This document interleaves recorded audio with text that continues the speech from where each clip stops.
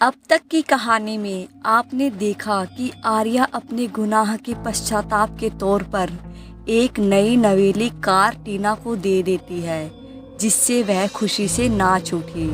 उसके जाते ही आर्या ने कुछ ऐसी चीज़ें निकाली जिसका वास्ता शिवांश से जरूर था। वह उन सभी चीज़ों को पाकर ऐसे खुश थी मानो उसकी वर्षों की मुराद पूरी हो गई हो। अब कहानी आगे। वो सुबह की अनुपम बेला थी। एक आलीशान से रिहायशी कॉलोनी में सबसे खूबसूरत बंगला नंबर 22 जो कि सबसे आखिरी में बना था, तथा वो बंगला और उसके मालिक दोनों ही सभी से कटे कटे रहते थे। उस बंगले का मालिक और कोई नहीं बल्कि शिवांश ही था। वो इतने विशालकाय बंगले में अकेला रहता था। वह उस पूरे बंगले की देखभाल खुद करता था और अपना सारा नित्य काम जैसे खाना बनाना, बर्तन धोना खुद ही कर लिया करता था। उस सोसाइटी के लोग कहते थे कि जरूर ये लड़का कोई गलत काम करता है, वरना इसके पास इतना पैसा आया कहाँ से कि ये आलीशान बंगला खरीद सके। उन सभी को शिवांश की असलियत नहीं पता थी। वह तो एक बार में पूरी सोसाइटी बस यूं ही खरीद ले। ये एक बंगला उसके लिए क्या ही था। वह बहुत बड़ी मल्टीनेशनल कंपनी का अकेला वारिस होकर भी एक आम आदमी की जिंदगी जीता था। वह कॉलेज जाने के लिए भी बुलेट बाइक का उपयोग करता था। उस बंगले के एक बिखरे पड़े कमरे में बिस्तर पर अजीब तरह से शिवांश सोया पड़ा था। उस कमरे की हालत बता रही थी कि करीब 2 हफ्ते से किसी ने उसे झाड़ू भी नहीं किया है। यही हाल बाकी समूचे घर का था। हर चीज़ यहाँ वहाँ बस यूं ही पड़ी थी। अलमारी का दरवाज़ा भी खुला था और उसमें से कुछ कपड़े गिर चुके थे, तो कुछ आधे लटके हुए गिरने का इंतजार कर रहे थे। शिवांश इन सभी से बेखबर आराम से सो रहा था। अचानक वह चीखता हुआ उठा और डर से कांपने लगा। वह पूरे कमरे में नज़र दौड़ाकर देखने लगा, मानो किसी को ढूंढ रहा हो। उसे ना कोई नज़र आना था और ना ही नज़र आया। उस पूरे घर में उसके अलावा और कोई था ही नहीं, तो भला कौन नज़र आता। शिवांश ने चैन की सांस ली और बाथरूम की ओर बढ़ गया। सब सही था। वह पाक क्रिया के बाद एक बाल्टी में पानी ले आया और गाना गुनगुनाते फर्श की सफाई करने लगा। आज संडे था और इतने बड़े घर की सफाई में आज का पूरा दिन जाने वाला था।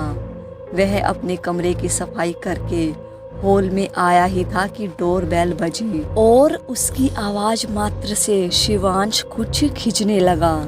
वह फिलहाल बस घुटने तक आते लोअर और बनियान में था। उसे लगा कि फिर मोहल्ले के बच्चे उसे परेशान कर रहे हैं। वहाँ के बच्चों का ये पसंदीदा खेल था कि किसी के घर की डोर बेल बजाओ और भाग जाओ।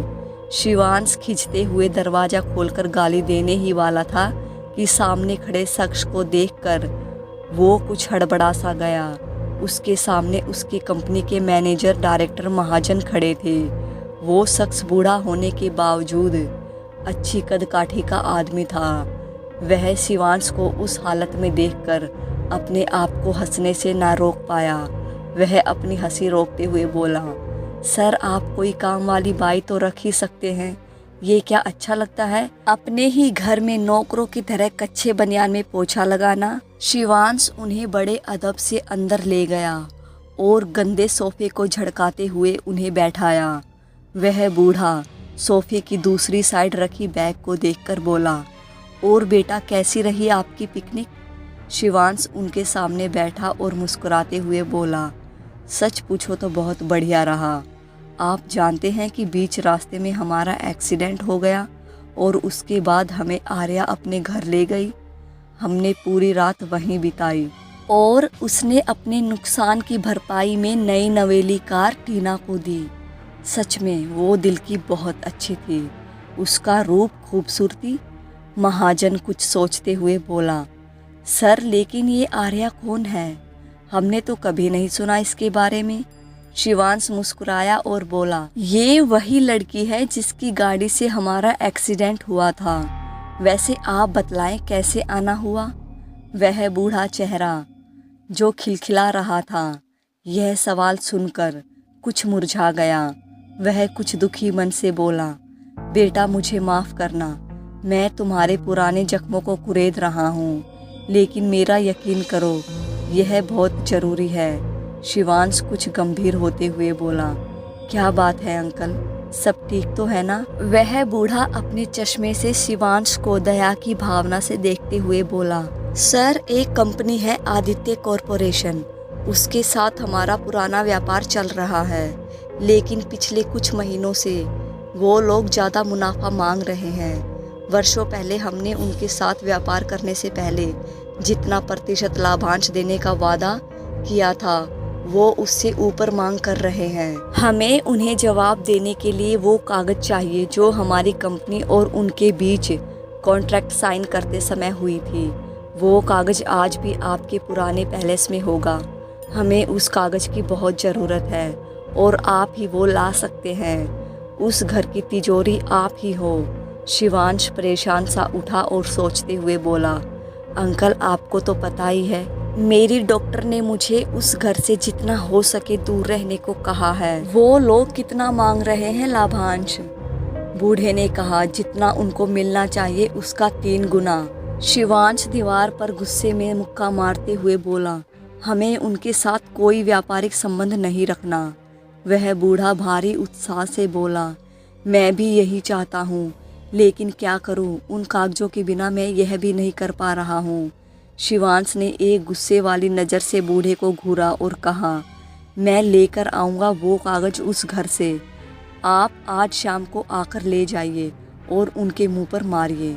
वो एक विशालकाय लोहे का गेट जिस पर सोने की नक्काशी की गई थी। उस गेट की सुंदरता और वैभव देखकर ही इस बात का अंदाजा लगाया जा सकता था कि वो किसी अमीर शख्स का महल था। शिवांश उसी भव्य गेट के बाहर खड़े किसी का इंतजार कर रहा था। कुछ ही देर में एक आदमी उसके सामने हाथ जोड़ता हुआ आया और वही खड़े चौकीदार को फटकार लगाई कि तुम होने वाले मालिक को ही नहीं पहचानते। वो नौजवान लड़का महज 18 साल का ही था, जो कुछ दिन पहले ही यहाँ पर काम करने आया था, क्योंकि उसके पिताजी जो यहाँ काम करते थे उनका एक एक्सीडेंट में देहांत हो गया। उसे उसके पिता की नौकरी विरासत में मिली थी। वह बूढ़ा शख्स शिवांश को लेकर अंदर आ गया और अब शिवांश एक विशालकाय पानी के झरने के बाहर खड़ा अपने उस महल को निहार रहा था। वहाँ कोई नहीं रहता था, लेकिन उसके बावजूद उसके उस पैलेस की देखभाल में कोई कमी नहीं रखी गई थी। 20 से 25 साल के कई लड़के यहाँ काम पर रखे गए थे, जो इस बेशकीमती पैलेस की देखभाल और साफ सफाई किया करते थे। यह शानदार महल सफ़ेद संगमरमर पत्थर का बना था और उसकी सुंदरता और आभा ताजमहल से कम नहीं थी। शिवांश उस विशालकाय पैलेस को देखे जा रहा था। उससे उसकी कई बुरी यादें जुड़ी थी। फिलहाल वो जहाँ खड़ा था, कभी किसी कयामत के दिन यहीं गाड़ियों का अंबार लगा था। वो बड़ी हिम्मत करके अंदर गया और विशालकाय चबूतरे पर पहुंच गया। वहीं भूली बिसरी यादें ताज़ा होने लगी। उस दिन यहीं इसी चबूतरे में एक लाश कफन ओढ़े पड़ी थी। वो खुद सुबक रहा था। उसी चबूतरे के विशालकाय सीढ़ी में बैठा वो अकेला निसहाय सा बैठा सहमा सा रो रहा था। शिवांश की नजरें जैसे फिर एक बार उसी लाश को वहीं देख पा रही थी। वह वहीं सीढ़ी के पास लड़खड़ाकर गिरने को हुआ, जिसे उस बूढ़े ने आकर संभाला और प्यार से कहा, सरकार आपको यहाँ नहीं आना चाहिए, आप बाहर चलिए यहाँ से, मैं आपको अंदर जाने नहीं दूंगा। शिवांश कुछ मजबूती से उठा और उसके कंधे पर हाथ रखकर बोला, काका मैं बिल्कुल ठीक हूँ, मैं बस यहाँ एक ज़रूरी कागज़ लेने आया हूँ, वो मिलते ही यहाँ से चला जाऊँगा। यह कहकर वो आगे बढ़ा और बूढ़े काका उसके साथ जाने लगे। लेकिन शिवांश ने मना कर दिया कि नहीं काका, यहाँ से मैं अकेला ही जाऊंगा। वह बूढ़ा अपने मालिक का आदेश पाकर वहीं सीढ़ियों के पास रुक गया और शिवांश उस विशालकाय दरवाजे को धकेलकर खोलने लगा। कुछ मशक्कत के बाद वो दरवाजा खुला और अब वो उस पैलेस के भव्य हॉल में आ चुका था। उसकी सुंदरता देखती ही बनती थी। एक विशालकाय खूबसूरत झूमर छत से लटक रही थी और उसके ठीक नीचे 10 लोगों की क्षमता वाला सोफा लगा था। शिवांश बेहद भारी कदमों से अंदर जाने लगा। कुछ अंदर जाने के बाद उसे एक विशाल और खूबसूरत पानी का झरना नजर आया, जिसके ठीक सामने बेहद सुंदर झूला लगा था। उस झूले को देखकर शिवांश की आंखें नम हो गई और उसका दिल जोर जोर से धड़कने लगा। यह वही झूला था जिसमें वो अपनी माँ की गोद में बैठा कहानियाँ सुनता और उसकी माँ उसे प्यार से खाना खिलाती। यह उसकी और उसकी माँ का सबसे पसंदीदा जगह थी। वह झूला उसके बचपन का झूला था, जिसने फिलहाल उसके भर चुके जख्मों को कुरेद दिया था। शिवांश अचानक झटके से उठा और कहीं भागने लगा। उसे लगने लगा वो दोबारा डूबने लगा है, इसलिए वो उस कमरे से बाहर भागा। उसके पास एक विशालकाय सीढ़ी नजर आई। उसे देखकर शिवांश कांपने लगा। उसके ऊपर उसका कमरा था, जहां वो भयानक हादसा हुआ था। शिवांश धीरे धीरे उसके करीब और करीब जाने लगा। वह अब उस कमरे के दरवाजे तक पहुंच चुका था, जो कभी उसके माँ बाप का था। उसके ठीक बगल में उसका कमरा था, जहां उसके कई खिलौने सजे धजे आज भी उसकी प्रतीक्षा कर रहे थे। शिवांश ने अपने कांपते हाथों से उस कमरे के दरवाजे को खोला और सहमते हुए अंदर जाने लगा।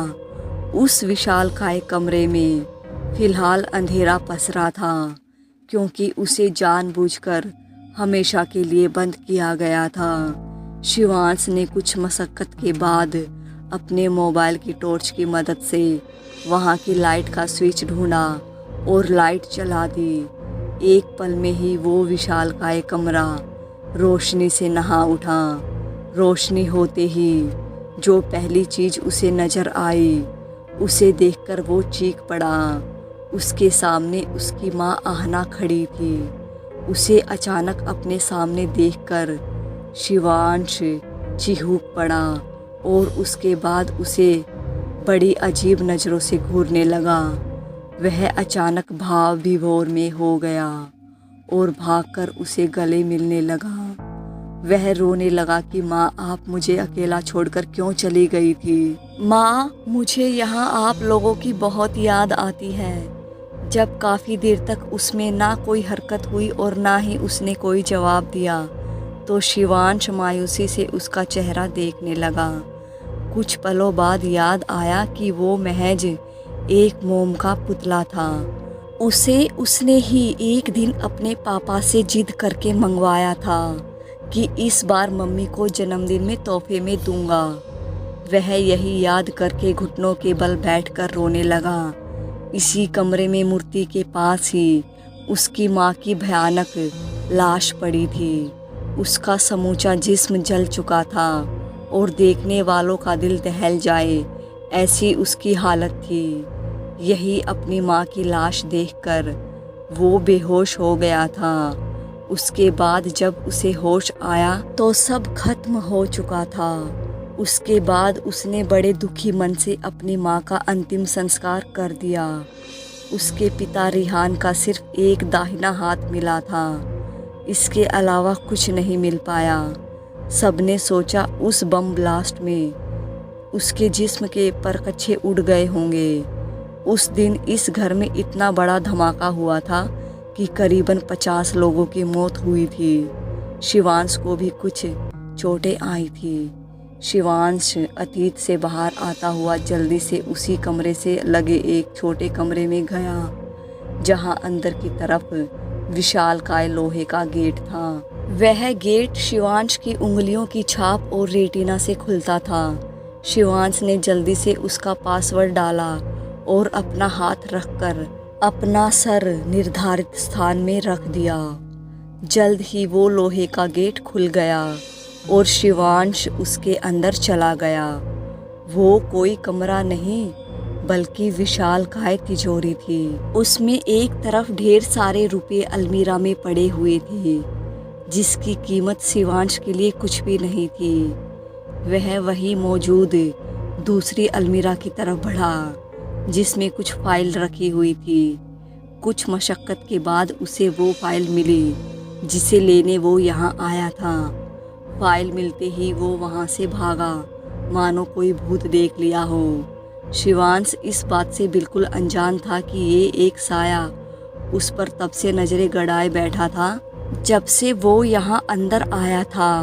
वो उसी कमरे में खड़े होकर शिवांश को कब से देख रही थी। शिवांश उसके आर पार से गया और एक पल को शिवांश को एहसास हुआ मानो वो किसी पर्दे को धकेलकर आगे बढ़ा हो, लेकिन वह यह नहीं सोच पा रहा था कि कमरे के बीचों बीच कोई पर्दा नहीं था। वह साया उसे उस कमरे से भागते हुए एकटक देखे जा रही थी। हेलो फ्रेंड्स, इस कहानी का अगला भाग सुनने के लिए मेरे साथ बने रहिएगा। चैनल को सब्सक्राइब और वीडियो को लाइक शेयर ज़रूर कर दीजिएगा।